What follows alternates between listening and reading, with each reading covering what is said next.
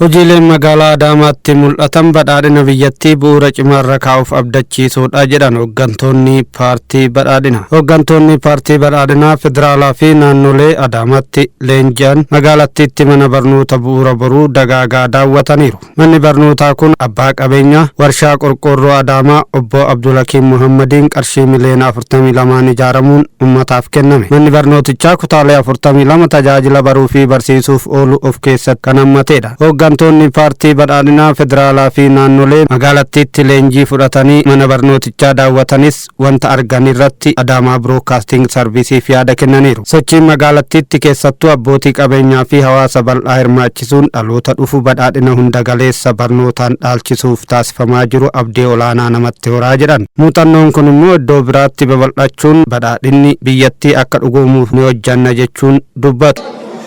Marta Luigi ይባላለሁ የመከላከያ ሚኒስትር ዴታ ነኝ።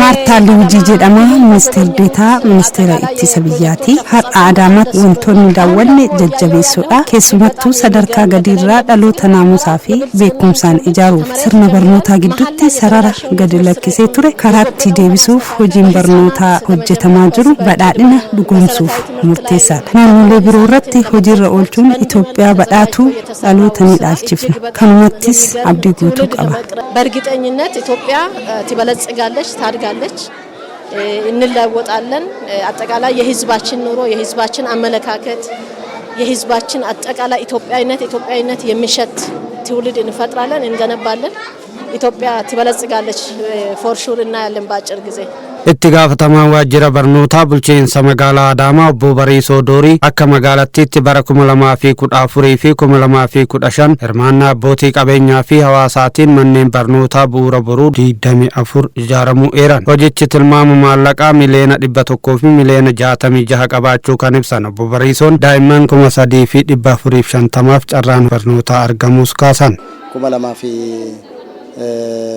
Kudafur irraa kaasee hanga 15tti manneen barnootaa 24 ijaaruu dandeenye jirra. Manneen barnootaa kana hunda isaanii tajaajila lammummaatiin kan ijaarre hirmaannaa uummata keenyaa hirmaannaa abbootii qabeenyaatiin ijaarre waliigala manneen barnootaa 24 kana keessatti barattoonni naannoo 3,450 ta'an carraa barnootaa argataniiru jechuudha. Maatiin irraa fayyadameera jechuudha.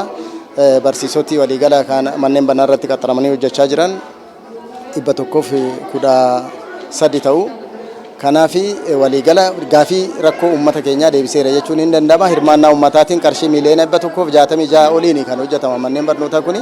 Kanaaf hojii barnootaa initiatiivii barnootaa keessaa kanarratti magaalaa Adaamaatti baay'ee bu'a qabeessadha. Kana qofa miti nyaata manneen barnootaas initiatiiviin kunis xiyyeeffannaa addaa itti kennamee akka magaalaa keenyatti hojjetamaatu jira. Barreen gaddaa barattoota 24,000 fi 295 nyaata guyyaatti al tokko nyaachatti kan turani ammas bara kanas karoorfannee isa kana nyaata walitti qabaatti kan jirru. Bara barnoota 2016 muuxannoo kana qabachuun manneen barnoota bu'uura boruu 12 ni ijaaramuu jedhan abbootii qabeenyaa hojicha irratti hirmaatanii fi hawaasas akka waliigalaatti galateeffataniiru obbo Bariisoon. Ammas kanaaf manneen barnoota 12 bu'uura boruu ammas bara kana karoorfannee bara 2016tti xumuruudhaaf hojii eegalleetti kan jirru.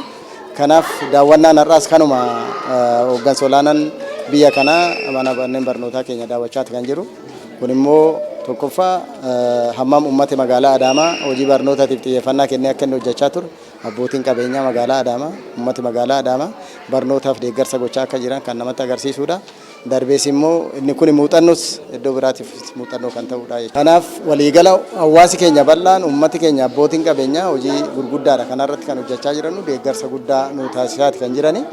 Kanaafuu abbaan qabeenyaa kun immoo obbo Abdulakiim yookaan Qayyoon maqaa waajjira barnootaatiin galata guddaa galchuuf barbaanna. Mana barnoota bareedaa kana ijaaree uummata magaalaa Adaamaatti kennee jira. Qarshiin isaas guddaadha. Tajaajilli inni kennullee guddaadha. Kutaa 24 ol qaba. Tajaajila adda addaatiif kan oolu qaba. Kanaaf mana barnoota baay'ee moodeela ta'uudha jenneeti kan qabanne jechuudha.